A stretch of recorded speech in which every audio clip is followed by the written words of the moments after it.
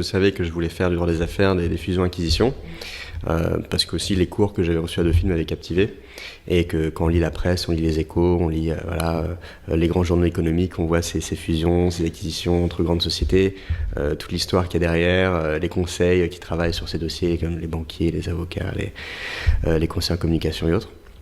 Et donc je voulais faire partie un peu de ces aventures-là. Et donc, ayant orienté un petit peu mon profil légèrement américain, de par l'échange, l'ELM, etc., je me suis dit, je vais faire des structures américaines. Donc j'ai tenté une première qui était Winston & Strawn.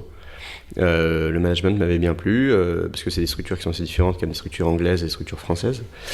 Et donc moi je m'y suis retrouvé dans ce type de structure. Et après, chez Auric, ça c'était en Master 2, pareil, structure américaine aussi.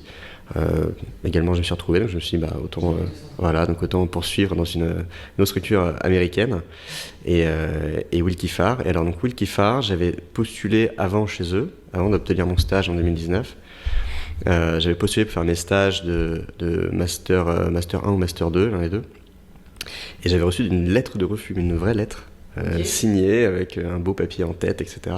Et donc ça avait distingué le cabinet d'autres cabinets qui parfois envoyaient qu'un email ou ne répondaient même pas. Voilà. Exactement. Donc avoir cette lettre, je me suis dit, ils respectent leur candidat.